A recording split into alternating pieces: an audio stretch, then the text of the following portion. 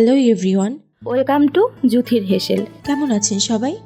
আশা করি সবাই খুব ভালো আছেন। আজ নিয়ে এলাম ঝটপট তৈরি করে খাওয়ার মতো একটি পকোড়া বা বড়ার রেসিপি। নাম হচ্ছে coconut pakora, spicy coconut pakora. Spicy coconut পকোড়ার রেসিপিটি আমি আমার মার থেকে শিখেছি। তাহলে চলুন তৈরি করে নেই এই কোকোনাট পকোড়াটি।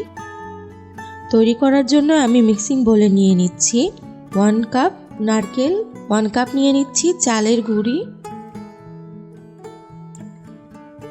1 টিস্পুন নিয়ে নিলাম চিনি, 1 টিস্পুন লবণ, 1 টিস্পুন নিয়ে নিচ্ছি মরিচ গুঁড়ো। আপনারা চাইলে মরিচ গুঁড়োর পরিমাণটা আরও বাড়িয়ে দিতে পারেন। এখন আরও দিয়ে দিব 1/2 টিস্পুন হলুদ গুঁড়ি। এখন অল্প অল্প পানি দিয়ে উপকরণগুলো মেখে নিতে হবে। আপনারা চাইলে পেঁয়াজ কুচি, ধনিয়া পাতা কুচি অ্যাড করতে পারেন। আমি যেহেতু একদম মায়ের রেসিপিটাই আপনাদের সামনে তুলে ধরছি, তাই এক্সট্রা কোনো কিছু অ্যাড করছি না।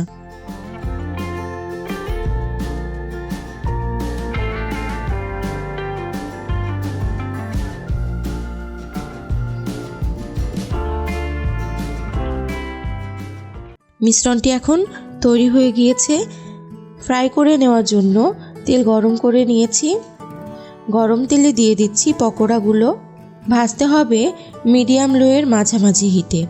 চুলার আঁচ বেশি গরম থাকলে পকোড়াগুলো কিন্তু দেওয়ার সাথে সাথেই পুড়ে যাবে, তাই অবশ্যই চুলার জাল কমিয়ে নিয়ে তেলের ভিতরে পকোড়াগুলো দিতে হবে।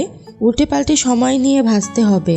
দুপাশ বাদামি করে ভেজে নিয়ে তুলে নিতে হবে।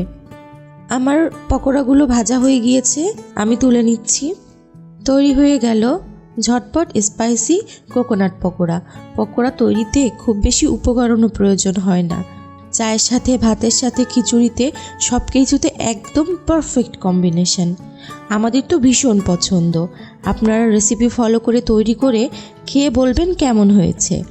পরবর্তী রেসিপি নিয়ে খুব দ্রুত হাজির হব। সবাই ভালো থাকবেন। ধন্যবাদ এবং শুভ বিদায়।